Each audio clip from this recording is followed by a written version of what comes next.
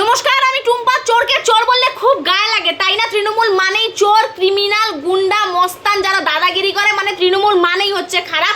ঠিক এই কারণের জন্য আজকে ইডি গ্রেপ্তার করলো তৃণমূলের বিধায়ক জীবন কৃষ্ণ সাহাকে নিয়োগ দুর্নীতির জন্য। 26,000 শিক্ষক শিক্ষিকার জীবনকে গিলে খেয়েছে এদের জন্য আজকে বাংলার এই অবস্থা। আর এদেরকে চোর, ক্রিমিনাল, গুন্ডা বললে পরে খুব গায়ে লাগে না? তৃণমূলের নিচু থেকে উঁচু পর্যন্ত যত নেতা রয়েছে সব কয়টা চোর। ঠিক এই কারণে ওই 130 নং বিল সংশোধন নিয়ে মাননীয়া আর তার ভাইপোর এত মাথা ব্যথা ছিল।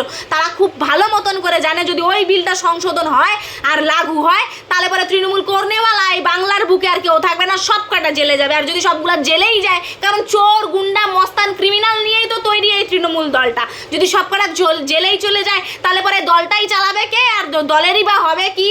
আর মাননীয়া থাকবেই বা কাদের মাথার উপর নিয়ে বসে?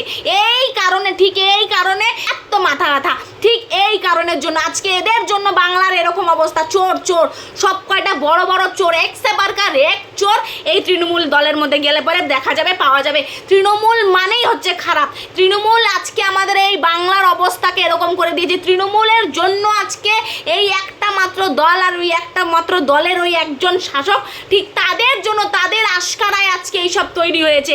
ওই যে আমি এর আগে একটা ভিডিওতে বললাম না, সকালবেলা পিসি ভাইপো মানেই ক্যাপসরা ঝামেলা, তামঝামের শেষ নেই।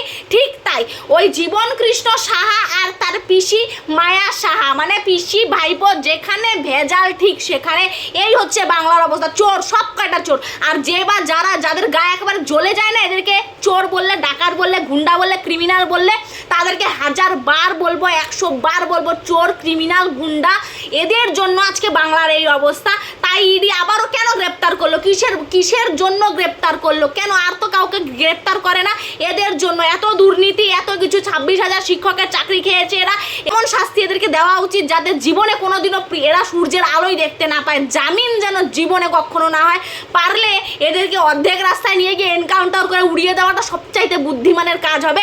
কোনো জাবরাই থাকবে না, একবারে ল্যাটা ঝুঁকে যাবে। ওই 2 দিন পরে নিয়ে যাওয়ার পর আবার জামিন হবে, ওই সব জামিন ঠামিনের সব কিছু না ভেবে এদেরকে অর্ধেক রাস্তায় একেবারে এনকাউন্টার করে উড়িয়ে দেওয়া উচিত। আজকে এদের জন্য বাংলার এই অবস্থা। বাংলা কখনো এরকম ছিল না। বাংলা প্রত্যেক রাজ্যের পথপ্রদর্শক ছিল। এই সমস্ত গুন্ডা, ক্রিমিনাল, চোর নিজেদের স্বার্থ সিদ্ধি করতে করতে বাংলাকে আজকে এই অন্ধকারের দিকে ঠেলে দিয়েছে। এই মানুষগুলো, এই একমাত্র একটা দল তৃণমূলের সব চোর, গুন্ডা, ক্রিমিনাল, মস্তান মিলে আজকে বাংলার এই দুর্দশা করেছে।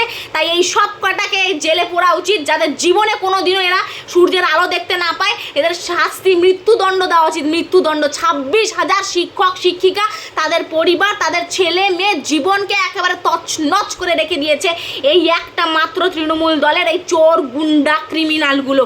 আজকে এরই হিসেব হচ্ছে। এখন দেখার বিষয় একটাই, যে আসল চোর, আসল কালপিটটা কবে ধরা পড়ে আর জেলে ঢোকে, আর জীবনে যেন পৃথিবীর আলো না দেখতে পারে, সূর্যের আলো যেন কোনোদিনও না দেখতে পারে, সেটা কবে হয় এখন দেখার বিষয় হচ্ছে এটাই।